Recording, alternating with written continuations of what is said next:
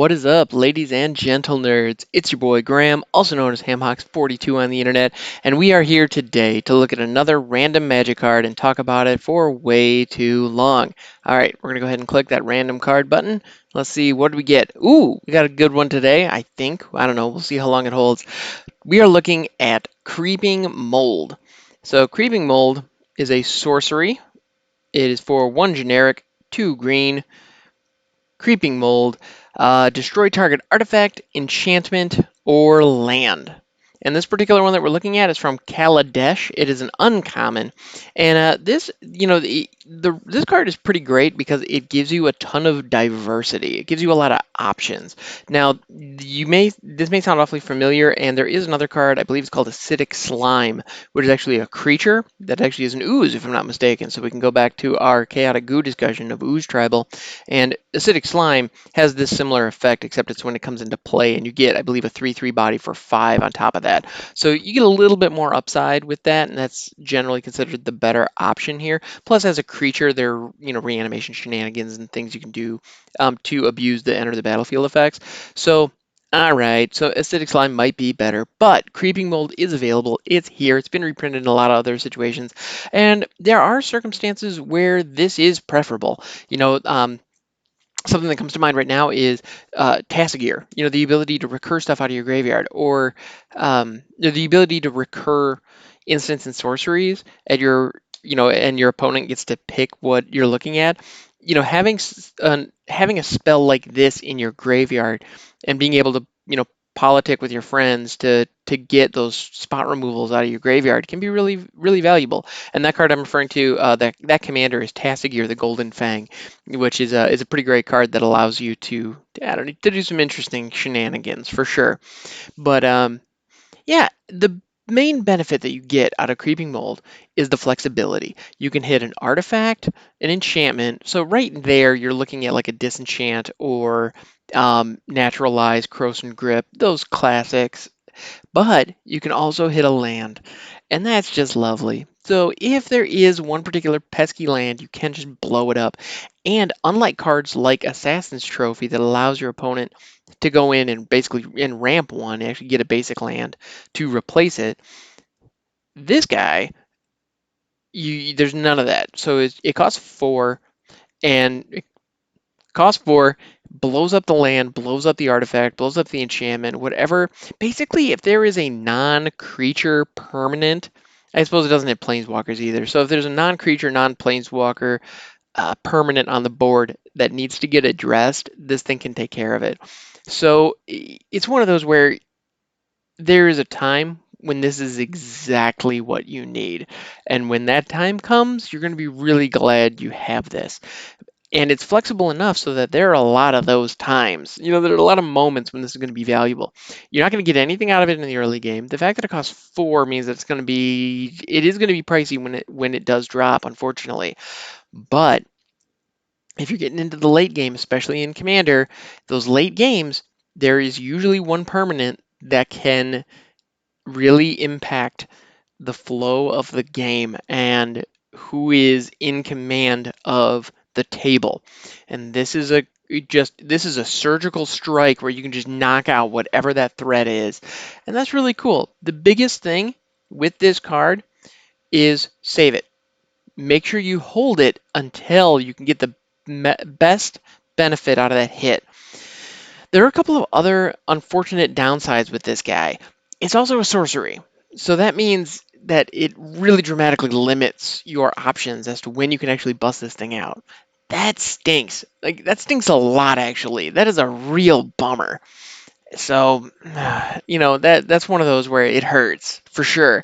The fact that it can blow up lands with no kind of downside to offset it, though, you do have the option of, if somebody is getting mana screwed, or somebody like has one particular land, like if they're using bounce lands or something like that, so that they have one land that has a lot of mana on it, being able to hit that can really debilitate their growth for the rest of the game, though, or at least set them back a few steps. So that's good.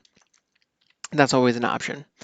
Yeah, I don't know. In general, Creeping Mold's pretty good. If this would, it's pretty good, but it's not great. There are better options.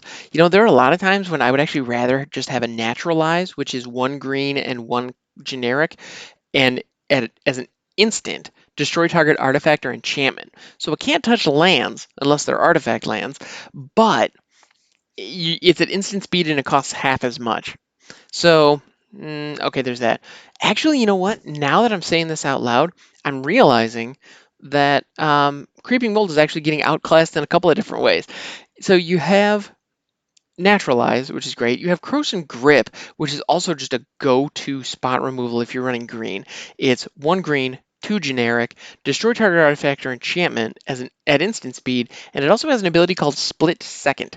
And what Split Second does is the moment you play it, and it goes on the stack, nothing else is allowed to touch the stack. Nothing else is allowed to go on it. That's it. It's going to resolve. And so you cannot counter it. You're not allowed to counter it. And on top of that, you can't respond. So like if I choose to hit one of your artifacts that has a cool activated ability on it, you can't say, okay, well, in response, I'm going to trigger it. Nope, you don't get a chance to do that. It's just gone. So that card's amazing. And that's why if you look up Creeping Mold, Naturalize, or Return to Nature is another one that does something similar. If you look at those cards, they're all 5 cents, 10 cents, because they're commons and uncommons that have been reprinted to death, which is fine. There's like staple green removals.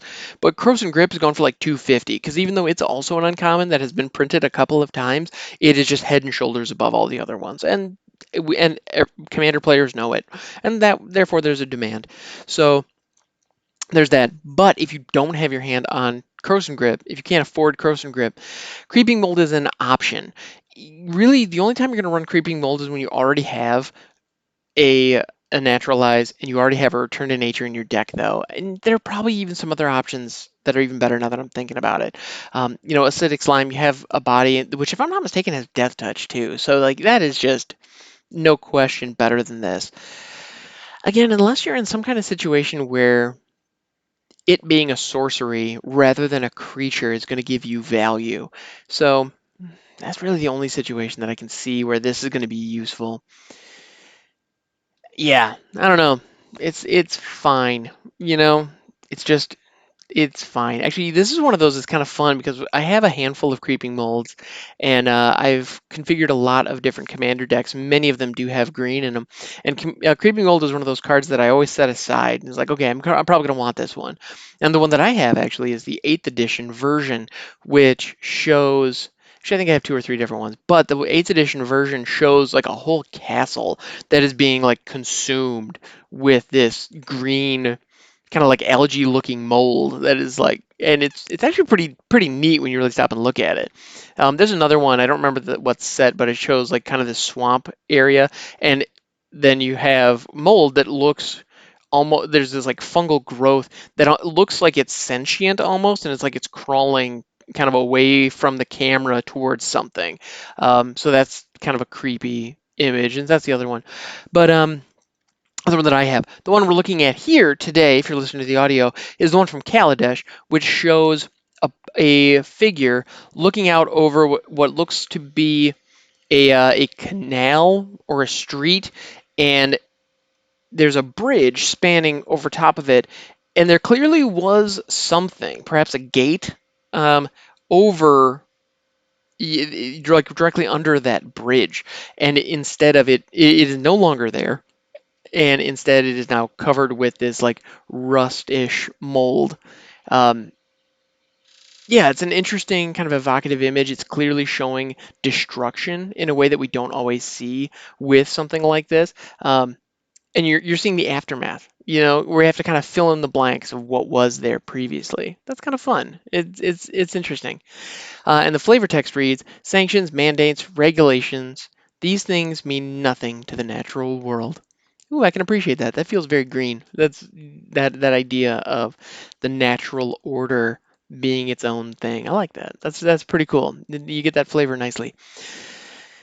Yeah. Oh, so as I was saying, I was set. Creeping Mold aside is one of those commander pieces that I'm going to use one of these days, but it just never quite makes the cut. And the more I talk about it, the more I'm realizing why. If this was an instant, it would be a very different conversation. But the fact that you can only cast it at sorcery speed is a huge blow. Yeah, these kinds of removal effects, you really want the flexibility of being able to cast them at instant speed. That is super important, and this thing just doesn't have it.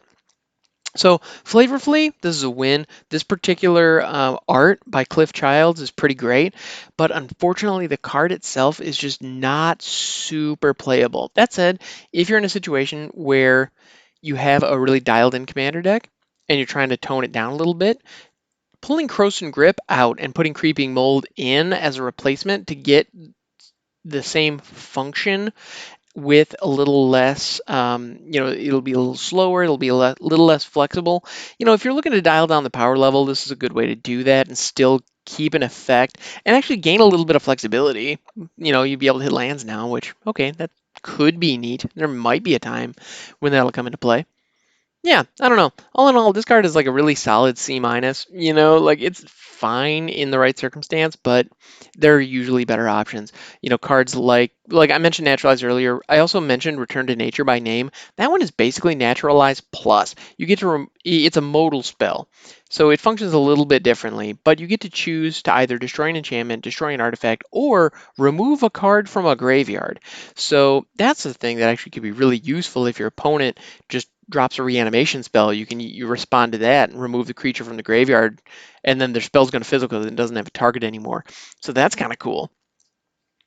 That's an option. That's another. It's a neat interaction that you get with Return to Nature that you don't get with Creeping Mold and you don't get with Naturalize. And you don't even get that with Croson Grip, actually. So that's one where if you want a redundancy, you could do a lot worse than a Croson Grip and a Return to Nature. Those are just really solid. Plus, you have one of the Return to Nature, one of the recent Return to Nature is the one from Throne of Eldraine, shows the carriage turning back into a pumpkin and the mice scurrying off, from Cinderella. So that's, or not, yeah, from Cinderella. So that's kind of fun.